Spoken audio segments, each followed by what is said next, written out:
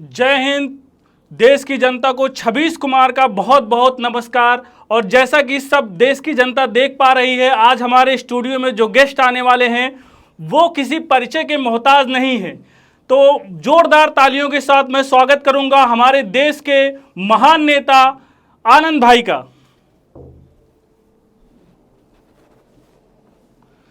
Sir, आपका हमारे studio में बहुत बहुत स्वागत है। जैसा कि सर को पूरी दुनिया जानती है, ये किसी परिचय के मोहताज नहीं है।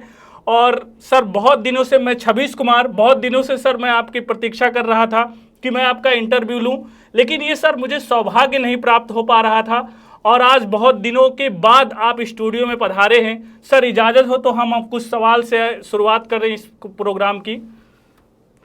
सर, मेरा पहला क्वेश्चन सर आपसे यही है कि सर, चुनाव में हर बार जनता आपको मुख्यमंत्री और प्रधानमंत्री का वोट देती है और यही समझकर वोट देती है कि आप उनकी समस्याओं को सुनेंगे, उनकी परेशानियों को दूर करेंगे। लेकिन सर, उनको हर बार धोखा मिलता है। सर, ऐसा आपके राज्य में भी हो रहा है, ऐसा क्यों सर? कहाँ धोखा हो रहा है? लगता है आप अपने स्टूडियो से निकलते ही नहीं। आज हमारे यहाँ के हर नागरिक हवाई जहाज में घूम रहे हैं, बुलेट ट्रेन चल रही है, रेस्टोरेंट में खाना खा रहे हैं और सब रील बना रहे हैं, रील देख भी रहे हैं और हर एक व्यक्ति के पास मोबाइल है। आप कहते हैं विकास नहीं हुआ है? सर, जब से हमारा देश आज़ाद हुआ है सर, हमारे जो मुख्य दुश्मन हैं वो चीन और पाकिस्तान है। सर, हम ज़्यादातर सामान चीन से खरीदते हैं, जैसे मोबाइल, लैपटॉप, मशीनरी, प्लास्टिक, रसायन, मेडिकल और भी उपकरण सर शामिल हैं। हमारे यहाँ के वैज्ञानिक और इंजीनियर सर नासा जैसे बड़े संस्थानों में काम कर रहे हैं, लेकिन सर हमारी गिनती आज भी पिछड़े देशों में हो रही है। हम कुछ भी अपने देश में बना नहीं पा रहे हैं सर, ऐसा क्यों सर?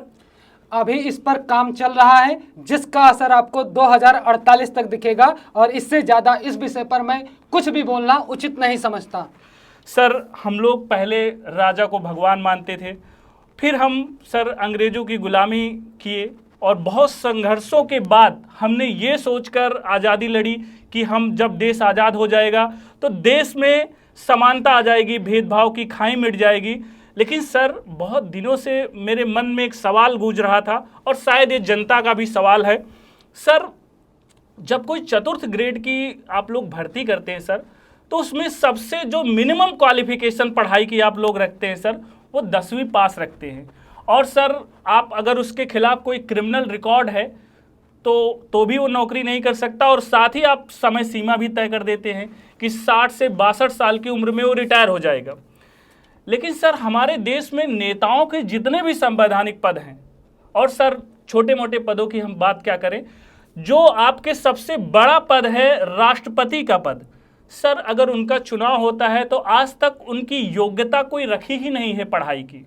और सर, उनकी जो रिटायर होने की मैक्सिमम उम्र है, अधिकतम सीमा है सर, वो भी आज तक निर्धारित नहीं हुई है।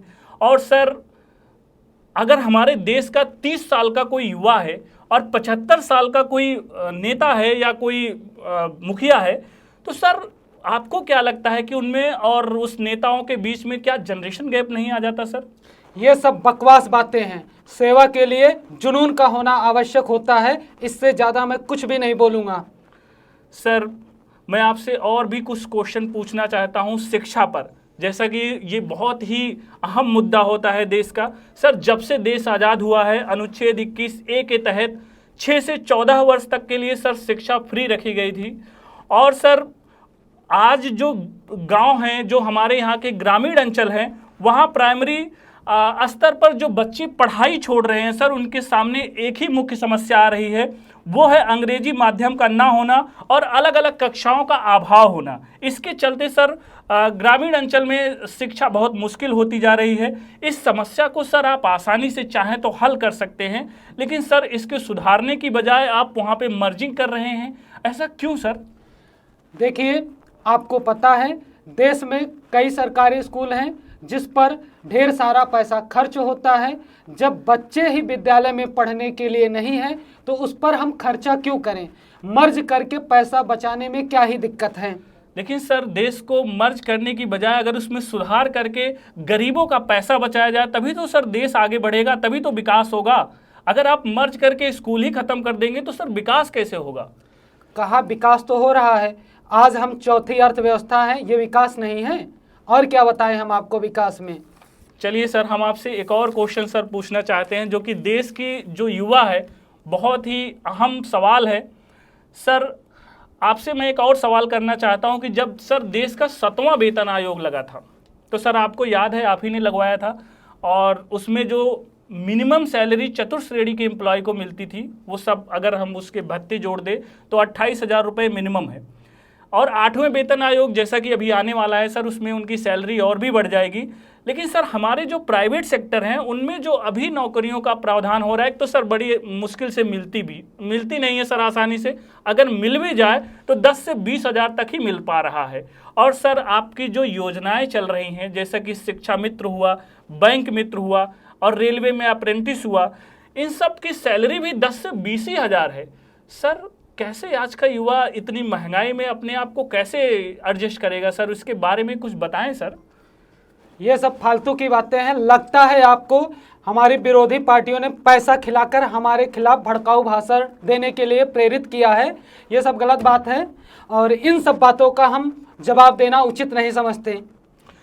तो ये हमारे स्टूडियो में आनंद भाई थे, और अगर आपको कोई और सवाल पूछना है तो सर को कमेंट के माध्यम से आप लोग पूछ सकते हैं, जो कि हमारे देश के बहुत भावी चेहरे हैं और इनको पूरी दुनिया पहचानती है। सर अंत में कोई दर्शकों के लिए क्या संदेश देना चाहते हैं आप? देश को कैसे 2048 तक, आप बार बार सर आप ही की एक लाइन रहती है कि 2048 तक हम विकसित कर देंगे, कैसे कर पाएंगे सर? बताइए। सब पर काम चल रहा है, सबका असर आपको 2048 में दिखेगा। हम इस पे और बोलना उचित नहीं समझते, ना कोई जवाब ही देंगे। सबका असर आपको 2048 तक दिखेगा। सर एक और आरोप लगता है आपके ऊपर, जो भी आपके खिलाफ बोलना चाहता है सर, सीबीआई, रॉ जैसी संस्थाओं में आप उसका प्रयोग करते हैं और उनके खिलाफ एक्शन ले लेते हैं। सर क्या ये बात सही है? सब बकवास है, सब तथ्यविहीन बातें हैं, सब बकवास है। मैं किसी भी बात को नहीं मानता, ये अनुचित बातें हैं सब। ये हमारे न्यूज चैनल लक्ष्य तक में थे, ये हमारे आनंद जी, जो कि पूरी दुनिया इनको जानती है। अब दोबारा हम इनको मुखातिब करवाएंगे, लेकिन आज तक अगर कोई आपकी समस्या है, कोई परेशानी है, तो यहाँ पर कमेंट बॉक्स में आप लोग कमेंट के माध्यम से हमें बताते रहेंगे। आज के लिए बस प्रोग्राम में इतना ही। जय हिंद, जय भारत।